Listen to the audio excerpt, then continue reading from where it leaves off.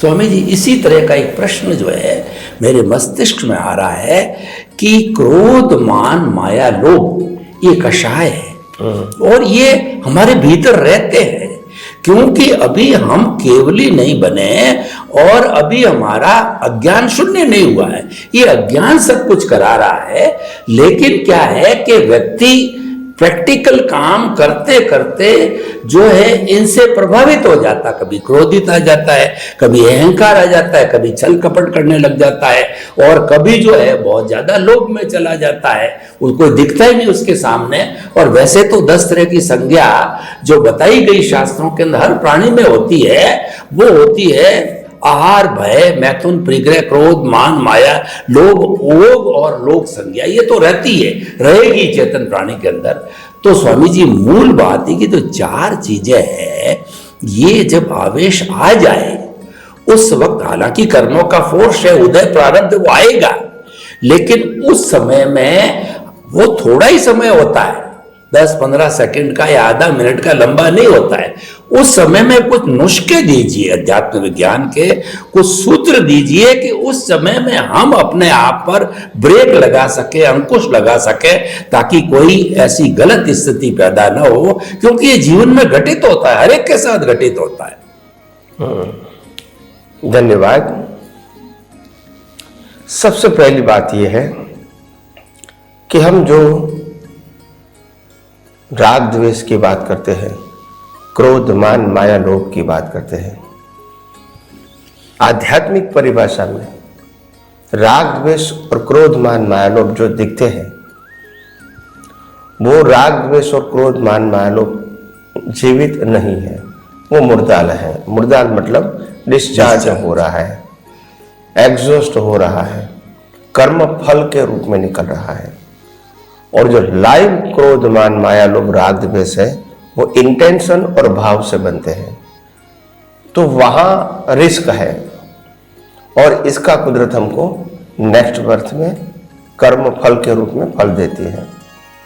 तो इंपॉर्टेंट बात यह है कि क्रोध, मान, माया, लोभ और राग द्वेष कर्म फल के स्वरूप प्रकृति को तो होगा, अगर लेकर आए हैं तो ये करना चाहिए, हम ऐसा नहीं कहते हैं, मगर निकल रहा है और वो निकल रहे हिस्से को हम अगर हमारे जीवन में कैसे भी करके, क्योंकि हमारी भी ये प्रकृति का क्रिएटर, ऑपरेटर, डिस्ट्रॉयर तो कुदरती है, हमारी या विश्व की कोई भी व्यक्ति की प्रकृति। तो जब कुदरती रचना देखते हैं, अंदर भाव नहीं बिगाड़ते हैं। क्या बताएं? अंदर भाव, अंदर दृष्टि नहीं बिगाड़ते हैं, अंदर दर्शन नहीं बिगाड़ते हैं, ज्ञान नहीं बिगाड़ते हैं, दोनों को हम सम्यक रखते हैं।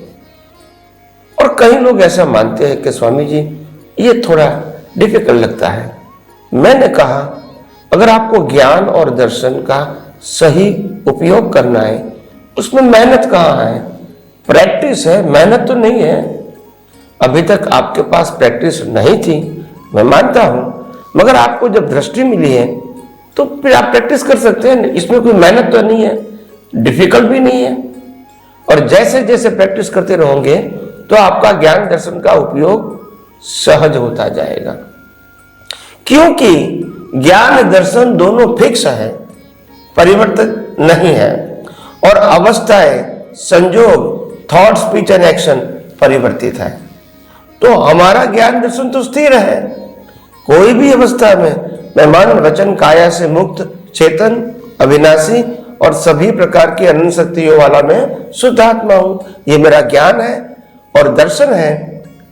मेरे अलावा यानी शुद्धात्मा के अलावा मन, वचन, काया, उनकी अवस्था और 5 ज्ञानेंद्रियों से अनुभव में आती पूरी सृष्टि, वो कुदरती रचना है। एक ही तो प्रिंसिपल है, इसमें कोई कंठस्थ करने की बात, याद रखने की बात, भूल जाने की बात, यहां कोई चेंज करने की बात तो है ही नहीं। आपको इसको बार बार दृष्टि से देख करके रिपीट करना है और आखिर यही अंतिम सत्य है। और एक बार तो आपको आपकी दृष्टि को परिपक्व करना ही पड़ेगा। अगर आपको आदि व्याधि और उपाधि में भी समाधि की अनुभूति करना है। भीख और भय मिटाना है तो एक बार तो आपको सनातन सत्य को स्वीकार करना पड़ेगा। आत्मविश्वास के साथ जीना है तो आपको सनातन सत्य को समझना ही पड़ेगा। देखो, रिलेटिव सत्य से आत्मविश्वास नहीं आता है क्योंकि वो परिवर्तित है, मगर सनातन सत्य ऐसा है कभी परिवर्तित नहीं होता है और सबके लिए समान है क्योंकि ये कुदरत का कानून है। तो ये जितना भी कंठस्थ करोगे, उपयोग करके, अनुभव करके, उतना ही आपकी दृष्टि एकदम सहज, सरल और सुगम हो जाएगी, क्योंकि उसमें कुछ ऐड करना नहीं है और न कोई माइनस करना है, और वो फैक्ट है। क्या है? फैक्ट है। फिर क्या तकलीफ है? सनातन। ये कोई व्यक्ति का व्यू पॉइंट थोड़ी है। तो इसीलिए मैं समझता हूं कि क्रोध, मान, माया, लोभ, राग, द्वेष की जो परिभाषा है और डूअरशिप, ओनरशिप की जो परिभाषा है, भुगतान की जो परिभाषा है, वो हमको बदलनी पड़ेगी। देखो, क्रिया प्रकृति करती है, मालिकी प्रकृति करती है और भुगतान भी प्रकृति करती है, और आप क्रिया का, मन वचन काया की अवस्थाओं के मालिकी का और भुगतान का, तीनों का आप तो ऑब्जर्वर है और आपके लिए वो कुदरती रचना है। इसमें फिर क्या है, कैसी प्रकृति है, कैसी भाषा है, कैसे विचार है, उसमें डीप में जाने की कोई आवश्यकता नहीं है, क्योंकि वो आज आप नहीं कर रहे हैं और आपके हाथ में भी कंट्रोल नहीं है। और इसीलिए कुदरती रचना देखोगे, यही सर्वश्रेष्ठ और इजीएस्ट एंड परफेक्ट मार्ग है।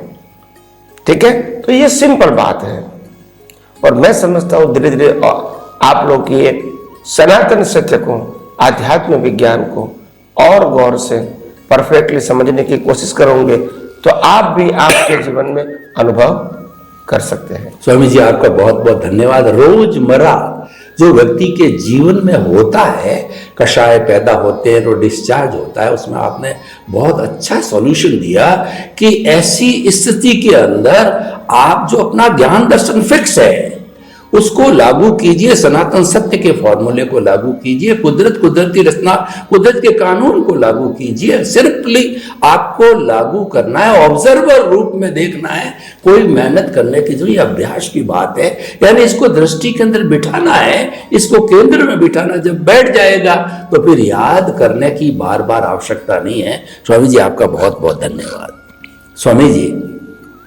अभी आपने बताया कि जो डिस्चार्ज हमारा ईगो है या कषाय है, वो तो क्या है कि निकल रहा है, वो जा रहा है, वो जाने के लिए आया है और ये हमारे नियंत्रण में नहीं है। यह तो जो है कुदरत के अधीन है, वो तो हो रहा है, मान लिया। परंतु प्रश्न ये है कि जो डेड या डिस्चार्ज चल रहा है उसके साथ साथ के अंदर वो हमारा लाइव पैदा हो रहा है या नहीं हो रहा है, या क्या वो लाइव है, इसको पहचाने कैसे? मेरा प्रश्न स्पेसिफिक ये है कि लाइव को और डिस्चार्ज की हम पहचान क्या करें? डिस्चार्ज हमारे हाथ में नहीं है, लाइव हमारे हाथ में है और लाइव ही हमको भटकाएगा, वही बढ़ाएगा। तो इसकी पहचान कैसे करें? जो घटित हो रहा है उस समय में कैसे इसको रिकॉग्नाइज करें कि ये लाइव है या डिस्चार्ज है? यस, धन्यवाद। देखो, सिंपल बात यह है, मैकेनिकल लाइव दोनों को समझना हमारे लिए आसान है। हम अगर थोड़ा ऑब्जर्व करते हैं अपनी प्रकृति को, अपनी अवस्थाओं को, तो तुरंत मालूम हो जाता है कि मैकेनिकल के अंदर लाइव पावर नहीं होता है, जीवंतता नहीं होती है, और क्रिया जरूर होती है मगर लाइवनेस नहीं होती है। और जहां लाइवनेस है वहां क्रिया नहीं होती है, लाइवनेस होती है। इसीलिए भाव जो है वो लाइवनेस है मगर वहां क्रिया नहीं है। और जो क्रिया है वो हमेशा मैकेनिकल ही होती है, चाहे थॉट प्रोसेस, चाहे स्पीच प्रोसेस, चाहे एक्शन प्रोसेस, ये मैकेनिकल होती है। जैसे गाड़ी चलती है मैकेनिकल है, जैसे टीवी बजता है आवाज आती है मैकेनिकल है, और थॉट प्रोसेस तो मैकेनिकल है, हम जानते हैं, हम करें या ना करें वो तो विचार आते रहते हैं, मतलब मैकेनिकल है। तो ये तीनों चीज मैकेनिकल है, वो लाइव नहीं हो सकती है। डिस्चार्ज है, परिणाम स्वरूप है, ऑटो मोड है, वो हमारे हाथ में नहीं है।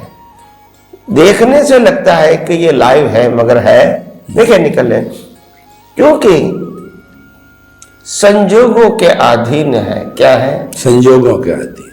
विचार आना वो भी संजोग के अधीन है, स्पीच बोलना वो भी संजोग के अधीन है, और एक्शन करना वो भी संजोग के अधीन है। तो जो डिपेंडेंट है वो मैकेनिकल है, और जो इंडिपेंडेंट है वो लाइव है। तो वहां आप पुरुषार्थ कर सकते हैं जहां आप इंडिपेंडेंट हैं, यानी परिस्थिति मन वचन काया कि कोई भी क्यों ना हो, आप लाइव है तो उसमें से सार निकाल के आगे कैसा होना चाहिए वो भाव कर सकते हैं। और दूसरा, आप मन वचन काया की अवस्था से अलग भी रह सकते हैं। दोनों पुरुषार्थ लाइव भाग में कर सकते हैं, मैकेनिकल भाग में आप कुछ कर सकते नहीं हैं। तो मैकेनिकल भाग ऑटो मोड है और कुदरती कानून या कुदरती रचना के अधीन है, तो उसको तो देखना और जानना, और लाइव भाग में अंदर उसको कुदरती रचना देखना और शुद्धात्मा पद में रहना, यही हमारा बेस्ट पुरुषार्थ हो सकता है। बाकी जितने भी प्रयास करोगे सब्जेक्ट टू प्रकृति, तो प्रयास जो है, कई लोग कहते हैं कि स्वामी जी प्रयास तो करना चाहिए ना कोई भी परिस्थिति में अच्छा करने के लिए, फेवर करने के लिए। तो मैंने कहा प्रयास करना कोई मना नहीं करता है, और सबका अधिकार है अपनी कैपेसिटी के मुताबिक प्रयास करना। मगर एक साइंटिस्ट के रूप में आपको यह समझना पड़ेगा कि प्रयास करने के संजोग भी कुदरत देती है, वो आपकी कैपेसिटी नहीं है। तो इसीलिए प्रयास करते हैं, करते रहो, कोई मना नहीं करेंगे, मगर ये भी ख्याल रखना प्रयास भी प्रकृति ही करती है, जो हमारे कंट्रोल में नहीं है। तो हर एंगल से आप देखा जाएगा, तो नॉर्मल एक्शन कहो, एफर्ट कहो, जो भी कहो, जो प्रकृति से होता है जन्म से मौत तक, मन वचन काया से जो होता है वो सब मैकेनिकल है, ऑटो मोड है और कुदरती रचना है। और इसका परमानेंट सॉल्यूशन कुदरती रचना देखना वही है, इजी है, सरल है, सिर्फ प्रैक्टिस की जरूरत है। स्वामी जी आपका बहुत बहुत धन्यवाद। बहुत सुंदर स्पष्टीकरण जो मैं समझा श्रोतागण वो बताना चाहता हूं कि जब हमारा डिस्चार्ज चल रहा है वो आपके हाथ में नहीं है, ऑटो मोड से चल रहा, चलेगा, आप रोक नहीं सकते। लेकिन अगर हम उसके ऑब्जर्वर रहे, अगर हम उसके ज्ञाता दृष्टा रहे, अगर हमने उसको कुदरती रचना माना, वो आपके हाथ में है, भाव आपकी पावर में है।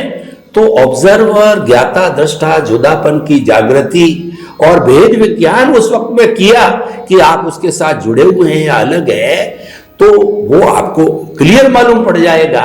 तो स्वामी जी आपका बहुत बहुत धन्यवाद। ऐसी स्थितियों के अंदर डिस्चार्ज चल रहा है, लाइव पैदा नहीं करना तो ऑब्जर्वर रहो, भेद विज्ञान करो, जुदापन की जागृति करो, ज्ञाता दृष्टा रहो, सनातन सत्य को सेंटर में रखो। सभी सारी बातें एक ऐसा पर्यायवाची है, वो आपको क्लियर दोनों क्लियरिटी में दिख जाएगा, क्योंकि भाव और जो है द्रव्य यानी जो भुगतान चल रहा है, दोनों आप देखने वाले हो। स्वामी जी आपका बहुत बहुत धन्यवाद।